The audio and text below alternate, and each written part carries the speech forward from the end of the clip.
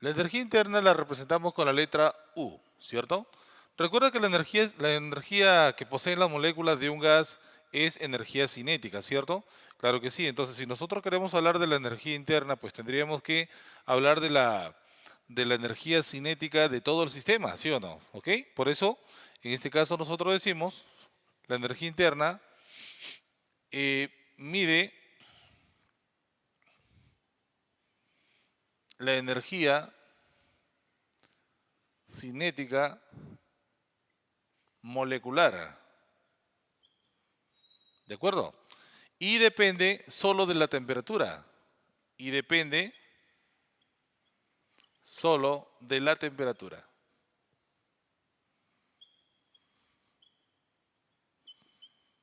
¿De acuerdo? Ahí está. Claro, obviamente calcular la energía cinética de una sola molécula es difícil, ¿cierto? Por eso nosotros abarcamos todo, ¿cierto? De todo el sistema, obviamente, hablando de, obviamente, de lo que es la energía cinética molecular, ¿cierto? Y eso es propio de la temperatura, ¿ok? La fórmula para calcular la energía interna es I sobre 2 nRT. Ahí está, mira. Esa es la formulita que me permite a mí calcular la energía interna. ¿Está bien o no? Profesor, o sea que depende de la temperatura, sí. Obviamente, si la temperatura se duplica, la energía interna también, ¿cierto? Si la temperatura se triplica, la energía también, ¿cierto? ¿Y cuándo varía la energía? Cuando varía la temperatura. Por eso viene la famosa variación de la energía interna.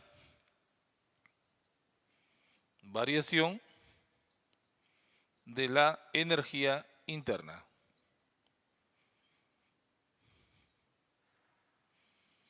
Ahí está.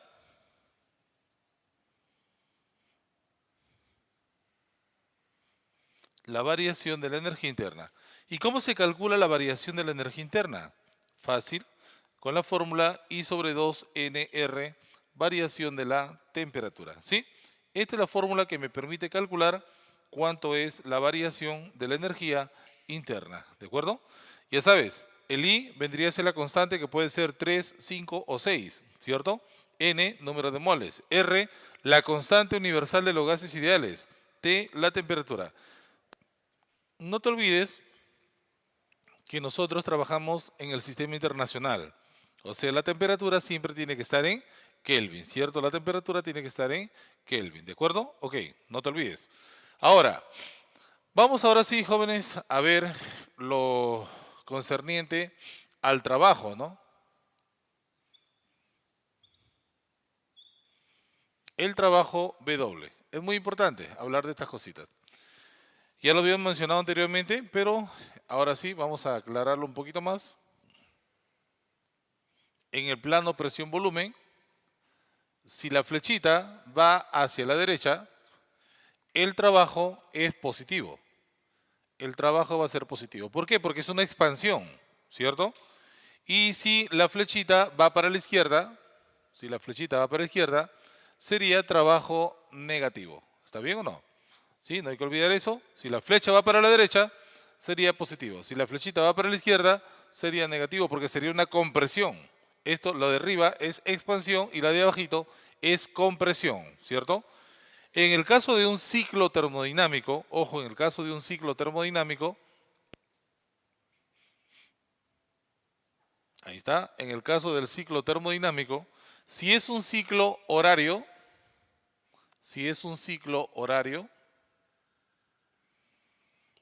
o también podría ser un ciclo antihorario. Si es un ciclo horario, ¿ok? El trabajo va a ser positivo. Y si es un ciclo antihorario, el trabajo es negativo. ¿Está bien o no? Aquí no hay que arregle la mano derecha. No, no, eso no. Aquí, si es una figura, por ejemplo, que forma un ciclo cerrado horario, será trabajo positivo. Si es un ciclo cerrado, valga la redundancia, ¿de acuerdo? Sería, si es antihorario, va a ser negativo. ¿Está bien o no? No hay que olvidar eso, por favor. También tenemos acá, ojo, ahora que analizar las leyes de la termodinámica. Vamos a estudiar la primera y la segunda ley, ¿de acuerdo? La primera, vamos a colocar acá, primera ley de la termodinámica, Primera ley de la termodinámica.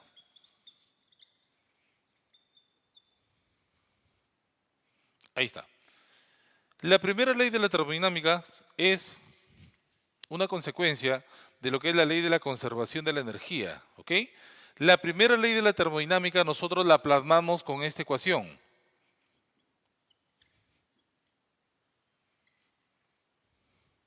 ¿Sí? Ahí está.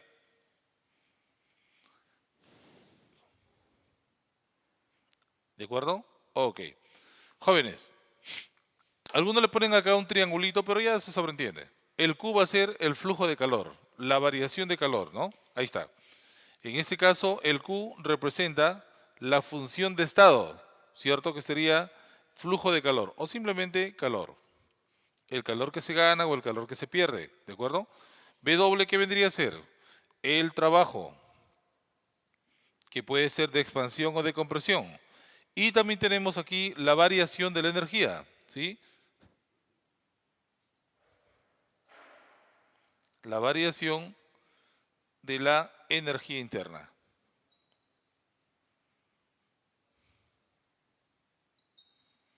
¿Sí? Ok, no te olvides.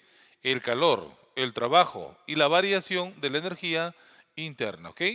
Claro, obviamente si estamos en el sistema internacional, el calor tiene que estar en joules, el trabajo en joules y la energía en joules, ¿cierto? A veces de repente me dan en calorías y lo quiero convertir a joules, sí, sí se puede, hay equivalentes y viceversa. Recuerden bien, acá por favor, que el trabajo, acá hay una ley de signos, ¿sí? Acá hay una ley para estos parámetros. Supongamos que acá está el gas, ¿sí? Ahí está. Si el gas gana calor, o sea, si el calor se gana, el calor se recibe, el calor se absorbe, al sistema le brindamos o le damos gas, perdón, calor, ese calor sería positivo. Si el gas se pierde o se libera, si el gas se pierde, obviamente sería negativo. Si hay trabajo sobre el sistema, o sea, si lo comprimimos, debe ser trabajo negativo. Cuando es una compresión, no comprensión, compresión, sería negativo. Y si el gas se expande, sería el primer caso, ¿sí? Sería el trabajo de expansión. El trabajo de expansión sería positivo. ¿Está bien o no? La variación de la energía interna. La variación de la energía interna es positiva ¿cuándo? Cuando la temperatura aumenta, ¿cierto? Cuando la temperatura aumenta, obviamente esto va a ser positivo, o sea, cuando el gas se calienta. El gas se calienta. Y la variación de la energía interna va a ser negativa cuando el gas se enfría. O sea, cuando la temperatura disminuye, ¿cierto? Eso es muy importante, hay que conocer entonces la primera ley de la termodinámica, que es consecuencia de la ley de la conservación de la energía. El calor que se gana o se pierde es igual al trabajo de expansión o de compresión más la variación de la energía interna, ¿ok? Muy bien, ahora vamos a ver lo que es la segunda ley de la termodinámica, ¿de acuerdo? Segunda ley de la termodinámica. La segunda ley de la termodinámica, jóvenes, está basado en dos enunciados, ¿de acuerdo? El primero, que es de Kelvin y Planck, y el segundo, que es el enunciado de Clausius. Vamos a ver. Primer enunciado. Ahí está. Enunciado de Kelvin y Planck. Estos señores indican que es imposible que una máquina convierta toda la energía que recibe en trabajo, ¿cierto? ¿Por qué? ¿Por qué es imposible? Por ejemplo, es como que yo reciba 1000 joules y los 1000 joules todo lo convierte en trabajo. No puede ser, ¿sí o no? ¿Por qué? Porque ni bien empiece yo a caminar, empiezo a trabajar y también empiezo a perder energía.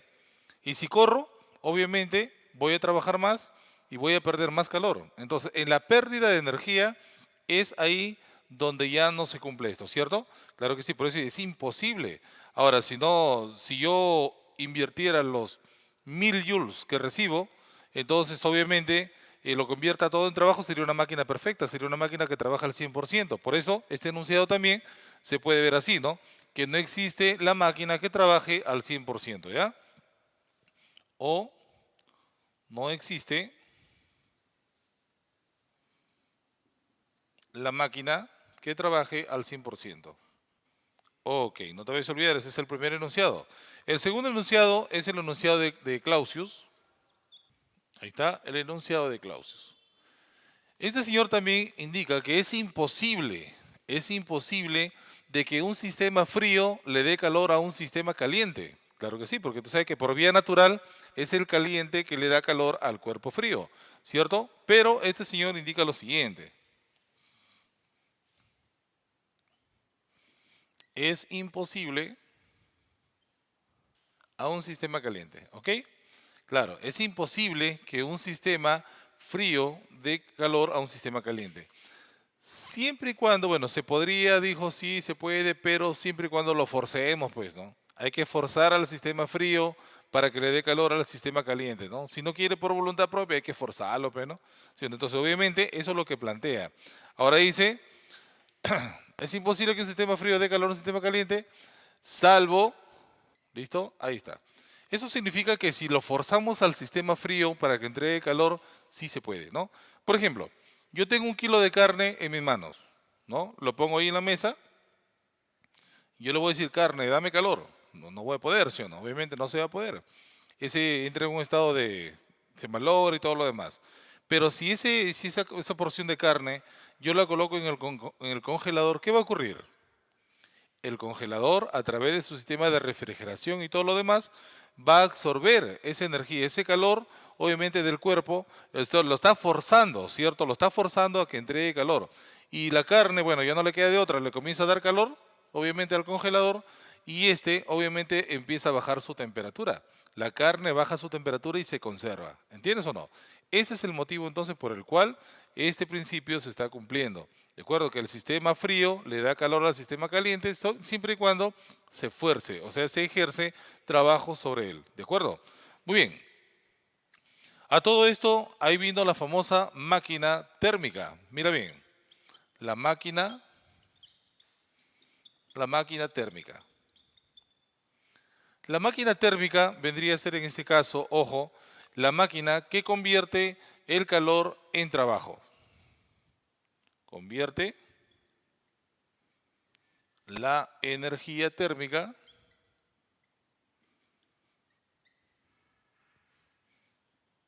en trabajo. ¿Listo? Esa es la función de una máquina térmica, convertir la energía térmica en trabajo, ¿cierto? Una máquina térmica podría ser fácilmente el motor de un auto, como te decía al inicio, ¿no? ¿Qué hace? Convierte la energía de los combustibles, o sea, la energía térmica o calorífica, la convierte en trabajo, ¿cierto? Y obviamente no es una máquina perfecta, no es una máquina que trabaja al 100%, ¿ok? Listo, no, nunca va a ocurrir eso, ¿ok? Ahí está. Vamos a ver acá, vamos a hacer un pequeño esquema. Esta es la máquina térmica, no te olvides. Este es un esquema que siempre utilizamos para representar a la máquina térmica. Esta máquina trabaja entre dos focos, el foco caliente y el foco frío. ¿Qué hace el foco caliente? El foco caliente le manda calor a la máquina. Ese calor es QC, el calor que le manda la máquina, el foco caliente. De ese calor que recibe la máquina térmica, una parte la utiliza para trabajar y la otra porción la pierde y la manda al foco frío. Sería QF. ¿Está bien o no? Entonces, la máquina está ganando calor, acá pierde y utiliza la otra parte para trabajar, ¿cierto? Muy bien.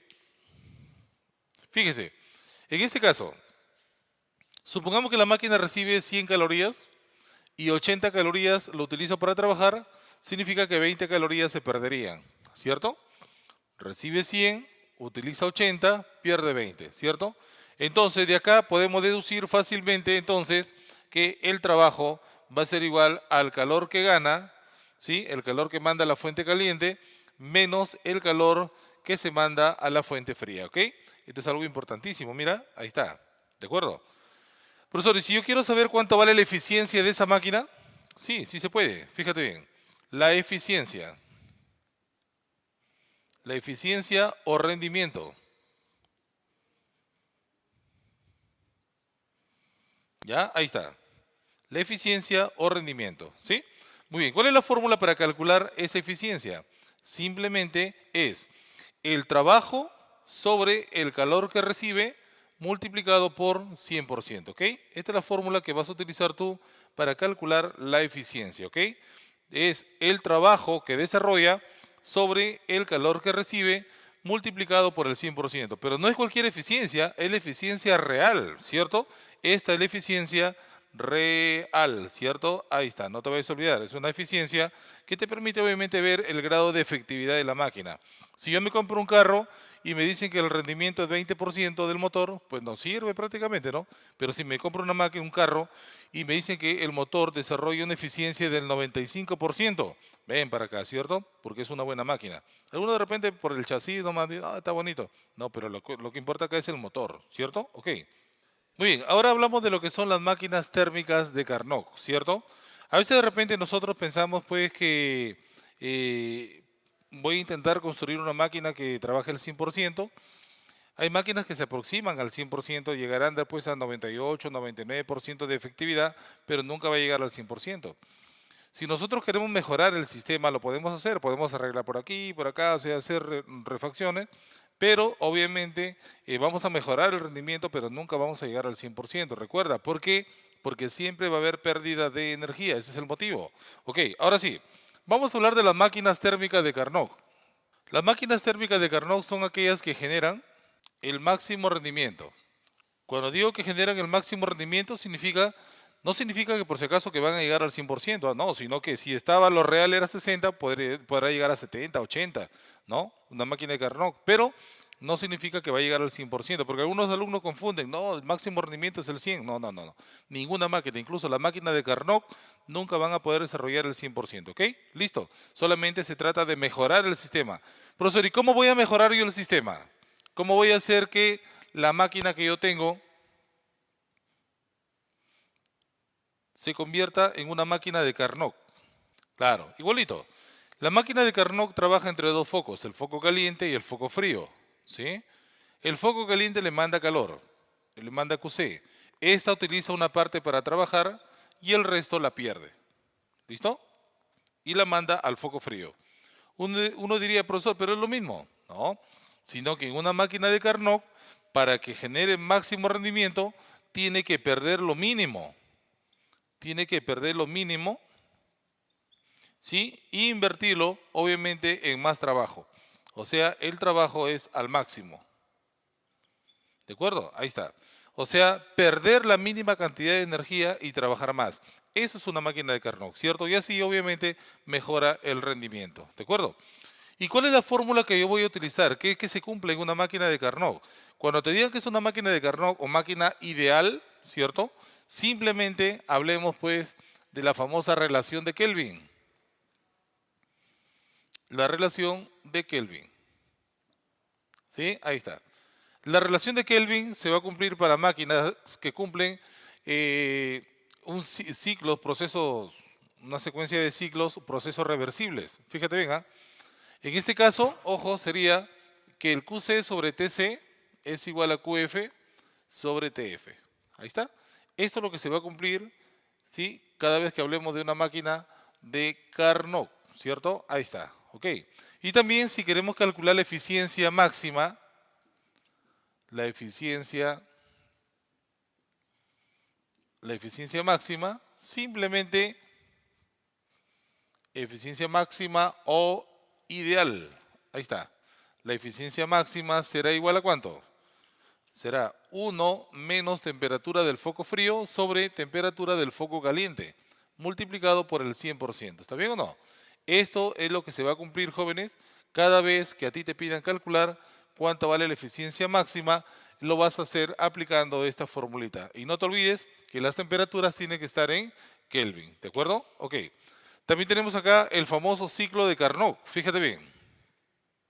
¿Ya? Ciclo de Carnot. Ahí está. El ciclo de Carnot está constituido por 4 procesos, ¿sí? Está constituido por 4 procesos. Fíjate bien.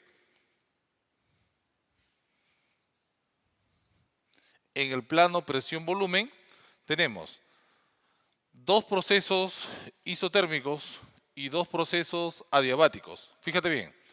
Las más echaditas son las isotermas, y las más paraditas son las adiabáticas.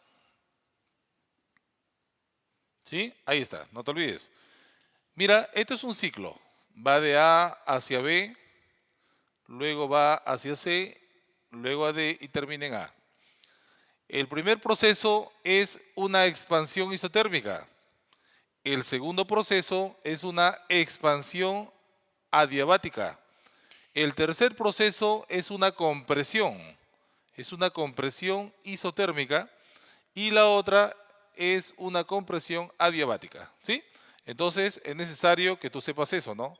Ahí está, de AB, de BC, de CD y de A, ¿cierto? Ahí está. De AB es una expansión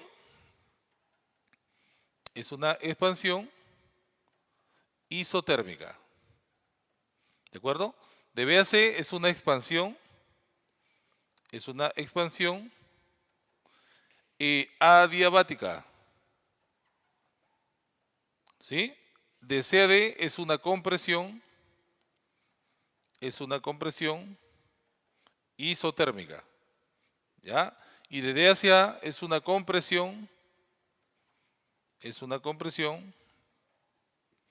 adiabática, ¿sí? Muy bien, jóvenes.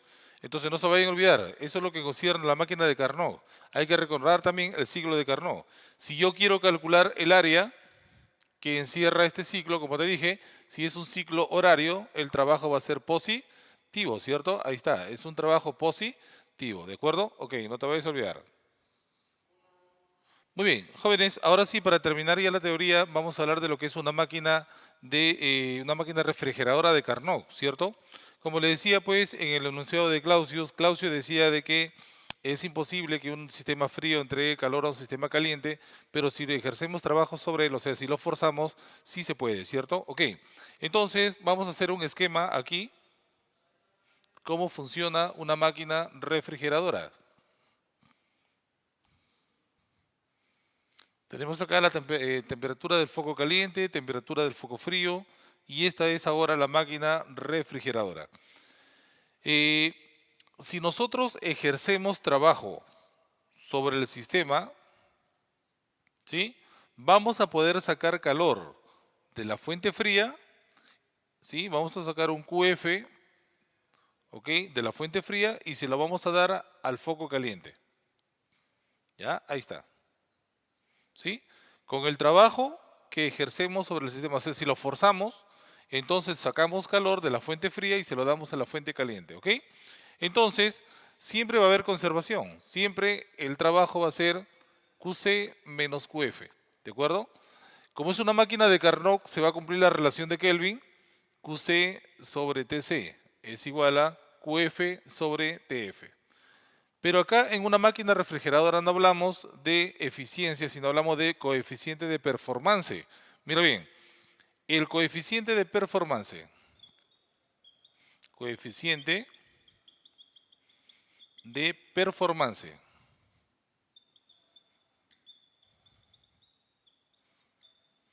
es el famoso COC o simplemente beta. ¿Está bien o no? Ahí está. Si tú quieres calcular el coeficiente de performance de una máquina refrigeradora, simplemente vas a dividir el calor que se absorbe de la fuente fría y lo divides entre el trabajo, ¿ok? Y si gustas, haces esto, mira, QF sobre resta de calores, QC menos QF, y si no, lo cambias a temperaturas por la fórmula de la relación de Kelvin. Sería entonces temperatura del foco frío sobre temperatura del foco caliente menos temperatura del foco frío. Cualquiera de ellas podrías utilizar tú para calcular el coeficiente de performance. ¿Está bien o no? Ahora, también si nosotros queremos ver, o sea, ¿qué pasaría si esta máquina yo la convierto a una máquina térmica? ¿Qué relación habría entre un coeficiente de performance y una eficiencia?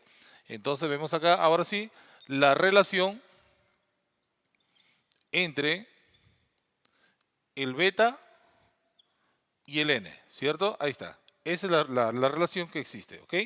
El beta es igual a 1 sobre n menos 1, ¿listo? Esta es la formulita en el caso de que tú quieras encontrar una relación entre el coeficiente de performance y la eficiencia, ¿ok?